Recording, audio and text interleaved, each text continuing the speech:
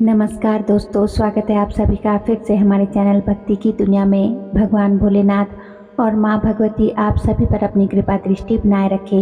दोस्तों, हमारी आज की चर्चा का विषय है कि जब कोई व्यक्ति या कोई भी भक्त साधक किसी मंत्र का लगातार निरंतर प्रतिदिन जाप करता रहता है और काफ़ी समय उसे जाप करते हुए बीत जाता है, तब उसे अनुभव होने शुरू हो जाते हैं। उसके शरीर में उपद्रव होनी शुरू हो जाती है, विभिन्न अंगों में हलचलें होनी शुरू हो जाती है।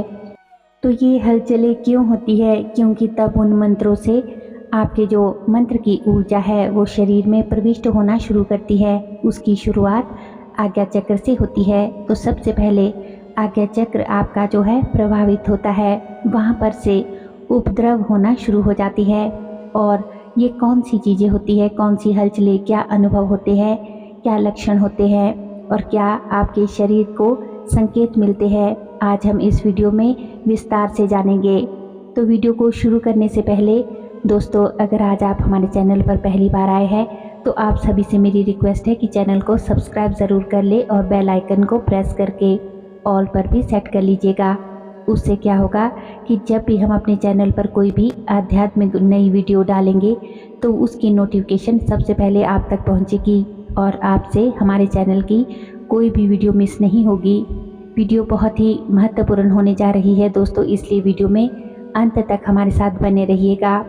अगर आप स्किप कर करके वीडियो देखते हैं तो आपको जानकारी भी आधी अधूरी ही मिलेगी, इसलिए वीडियो को पूरा अंत तक देखें, तभी जो है आपको पूर्ण रूप से वीडियो की जानकारी मिलेगी। वीडियो पसंद आए तो वीडियो को लाइक करें, कमेंट करें और ज़्यादा से ज़्यादा शेयर भी करें। तो चलिए बात करते हैं कि जब हम साधना करते हैं या फिर किसी मंत्र का जाप करते हैं तो हर मंत्र के जाप की एक जो निश्चित संख्या होती है, उसके बाद ही वो मंत्र जागृत होना शुरू होता है। उसकी जो ऊर्जा है आपके अंदर पैदा होनी शुरू हो जाती है। ऊर्जा हमारे चारों तरफ है, ब्रह्मांड में, संसार में जो है वो एनर्जी का ही एक रूप है। तो जिस मंत्र की हम साधना करते हैं उस मंत्र की एनर्जी भी, उस मंत्र के देवता की शक्ति हमारे चारों ओर मौजूद रहती है और हमारा शरीर ध्यान के माध्यम से उसे अपने अंदर आकर्षित करना शुरू कर देता है। देखिए दोस्तों, कोई भी चीज़ जब बाहर से शरीर में आती है तो कुछ ना कुछ जो प्रक्रिया है वो शरीर व्यक्त करता है। उसी को हम संकेत कहते हैं, उसी को हम उपद्रव कहते हैं, हलचल कहते हैं, उसी को हम लक्षण कहते हैं। ठीक है, तो आइए जानते हैं पहले लक्षण के बारे में कि पहला लक्षण क्या है। पहला संकेत हमें अपने आज्ञा चक्र पर मिलता है। जब हम ध्यान करते हैं, मंत्र जाप करते हैं या फिर साधना करने बैठते हैं तो हमारे आज्ञा चक्र पर माथा, या फिर जिसको हम त्रिनेत्र या फिर थर्ड आई भी बोलते हैं, जहाँ पे जो औरतें हैं बिंदी लगाती है और पुरुष जो है माथे पर अपने तिलक लगाते हैं, वहाँ पर एक खिंचाव सा उन्हें महसूस होता है। माथे के बीच में एक गुदगुदी सी महसूस होती है, खुजली भी वहाँ पर होती है और आपको कभी कभी दर्द भी वहाँ पर महसूस हो सकता है।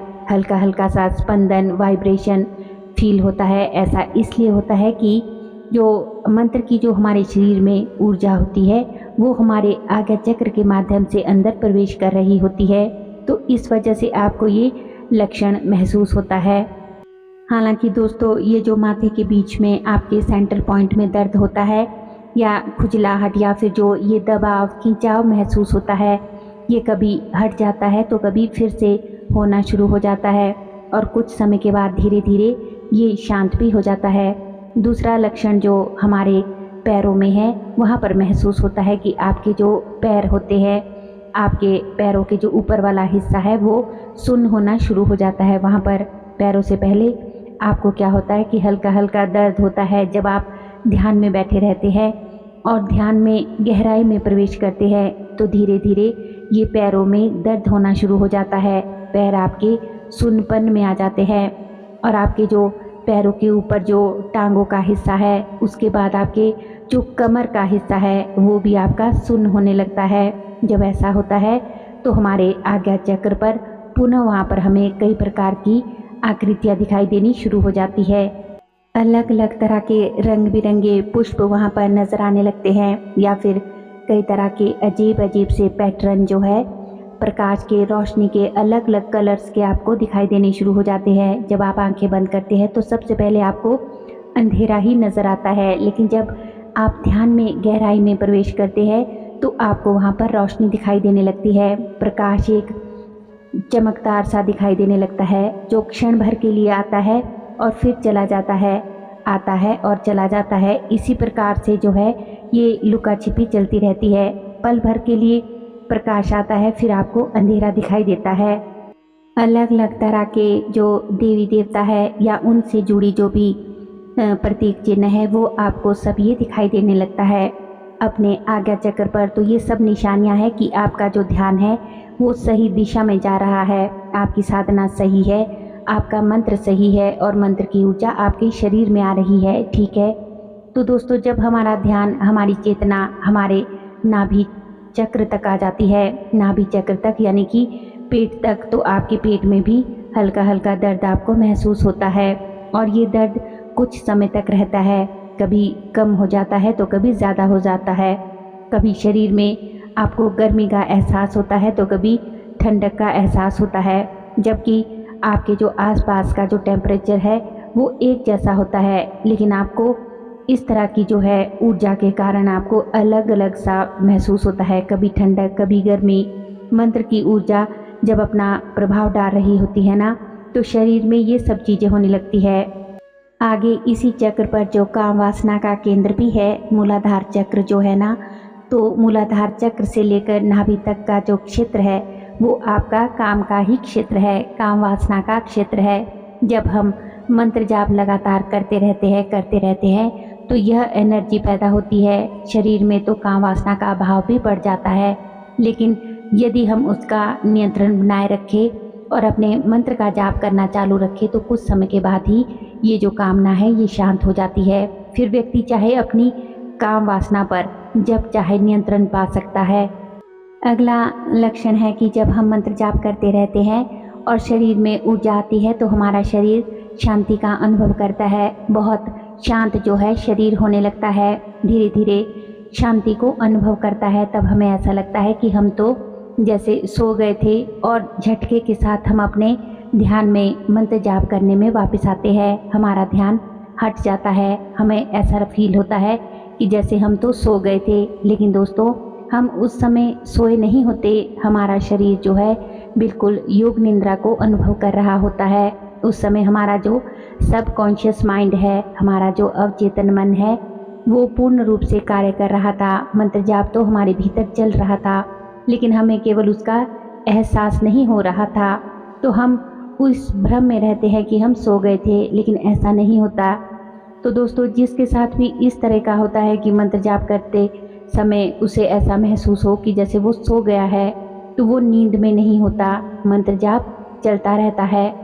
और ये संकेत है कि आपका जो सबकॉन्शियस माइंड है वो एक्टिव हो जाता है, वह ब्रह्मांड से किसी भी शक्ति को आकर्षित कर सकता है और उसके लिए लॉ ऑफ जो अट्रैक्शन का जो नियम है वो लागू हो जाता है और वह उस पर काम कर सकता है, उन शक्तियों को बुला सकता है। तो यह स्थिति है जब हमारा सबकॉन्शियस माइंड जागृत हो जाता है, ऐसा होने पर। ठीक है, अगला महत्वपूर्ण लक्षण है कि सांस की गति हमारी धीमी पड़ जाती है, हम बहुत धीमी गति से सांस लेने लगते हैं और साथ ही साथ जो है सांस का ऊपर उठना हमें महसूस होता है, जैसे हमारी जो सांस है ऊपर ही ऊपर जा रही है, नाभि तक नहीं आ रही, ऐसा आभास हमें होता है। तो सांस की गति जो है अत्यंत धीमी होने की वजह से हमें ऐसा महसूस होता है। अब इसका मतलब स्पष्ट है कि जो मंत्र जाप की ऊर्जा है वो हमारे शरीर में, हमारे जो है हृदय चक्र तक आ चुकी है, हृदय चक्र में उसका प्रवेश हो चुका है और हमारा जो छठा चक्र है वो एक्टिवेट होने की स्थिति में है। अगर एक्टिवेट होने की स्थिति में है तो वहाँ पर हमें एक और लक्षण ये महसूस होगा कि हृदय चक्र पर हमें भार का अनुभव होगा, हमें लगेगा कि हमारा हृदय जो है वो भार महसूस कर रहा है, घबराहट जैसी स्थिति हो सकती है या फिर उल्टी जैसी स्थिति हो सकती है। आपको ऐसा लग सकता है कि मुझे उल्टी आ रही है, लेकिन उल्टी होती नहीं है, हमें ये ज़रूर लग सकता है। तो ये हमारे हृदय पर आकर के ये स्थिति बनती है जब उस ऊर्जा का स्तर हमारे हृदय चक्र की तरफ आकर्षित हो जाता है।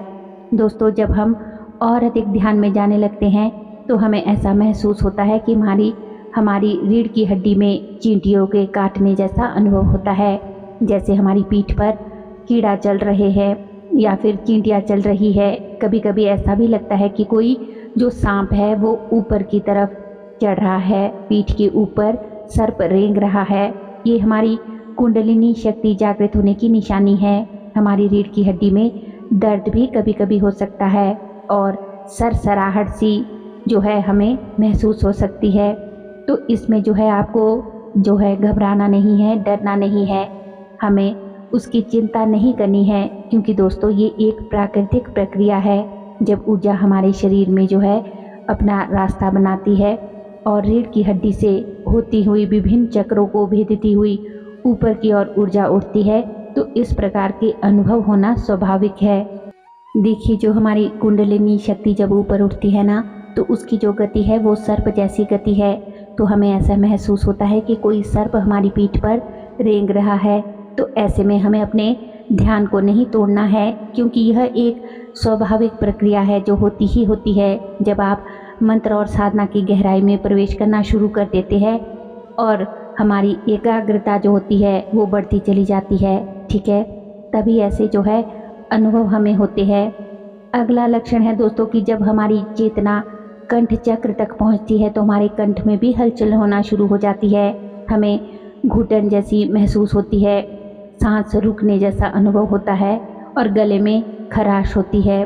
कभी कभी तेज प्यास हमें लग सकती है, तेज प्यास का अनुभव हमें होता है, गला सूखने लगता है और ऐसे लगता है कि जैसे गले में हमारे कुछ दिक्कत आ रही है, परेशानी आ रही है।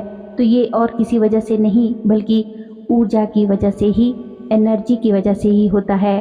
तो जब हम निरंतर किसी मंत्र का जाप करते हैं तो हमारा जो कंठ चक्र है वो भी एक्टिवेट होना शुरू हो जाता है और फिर जा कर के हमारे जो है ऊर्जा, पूरे समस्त शरीर की ऊर्जा हमारे आज्ञा चक्र पर इकट्ठा होनी शुरू हो जाती है। सभी चक्रों को पार करती हुई कुंडलिनी शक्ति हमारे आज्ञा चक्र पर आती है तो हमें वहाँ पर दो रंग दिखाई देते हैं, एक श्याम रंग और एक श्वेत रंग, यानी कि एक काला और सफ़ेद रंग। यहाँ पर आत्मा और मन की बैठक है। यहाँ पर पंच तत्वों के 5 प्रकार के रंग दिखाई देने आपको शुरू हो जाते हैं, ठीक है, जिससे हमें ये अनुभव होता है कि हमारे शरीर में तत्वों की स्थिति क्या है, कौन सा तत्व कमज़ोर है और कौन सा जो तत्व है वो स्ट्रॉन्ग है और किस तत्व में जो कमी है वो हमें उस तत्व को बढ़ाना है। उसका रंग हमें फीका दिखाई देगा और वहीं पर हमें कभी कभी काला रंग भी दिखाई दिया जाता है। काला रंग, ये रंग इस बात का प्रतीक होता है कि कोई नकारात्मक शक्ति भी है जो हमारे साथ जुड़ी हुई है और इससे हमें बचना होगा। तो दोस्तों, जब हमारे शरीर में मंत्र जाप की जो ऊर्जा है, शक्ति है, वो शरीर में प्रविष्ट होती है तो इन 11 अंगों में उपद्रव या फिर हलचलें होनी शुरू हो जाती है, जिस बारे में आज मैंने आपको इस वीडियो के माध्यम से बताया। उम्मीद करती हूँ कि आज की वीडियो की ये जानकारी आपको अवश्य ही पसंद आई होगी और अच्छे से समझ भी आई होगी। वीडियो पसंद आए तो अपने दोस्तों के साथ, रिश्तेदारों के साथ और आध्यात्म से जुड़े लोगों के साथ वीडियो को ज़्यादा से ज़्यादा शेयर भी करें ताकि वे लोग भी इस जानकारी से लाभ उठा सके। हमारे चैनल पर दोस्तों और भी अच्छी अच्छी वीडियोज़ है, उन्हें भी जाकर आप ज़रूर देखें। लिंक जो है वो आप डिस्क्रिप्शन बॉक्स में चेक कर सकते हैं। और दोस्तों, अगर अभी तक भी आपने हमारे चैनल को सब्सक्राइब नहीं किया है तो आप सभी से मेरी रिक्वेस्ट है कि चैनल को सब्सक्राइब ज़रूर कर ले और बेल आइकन को प्रेस करके ऑल पर भी सेट कर लीजिएगा ताकि जब भी हम कोई अगली वीडियो अपलोड करें तो उसकी नोटिफिकेशन सबसे पहले आपके फ़ोन में पहुंचे और आप हमारे चैनल की सभी वीडियोस को देख सके। तो चलिए मिलते हैं एक और नई वीडियो में नई जानकारी के साथ। तब तक के लिए आप सभी खुश रहिए, अपना ख्याल रखिए और अपने मंत्र जाप साधना में आगे बढ़ते रहिए। धन्यवाद। जय श्री कृष्णा।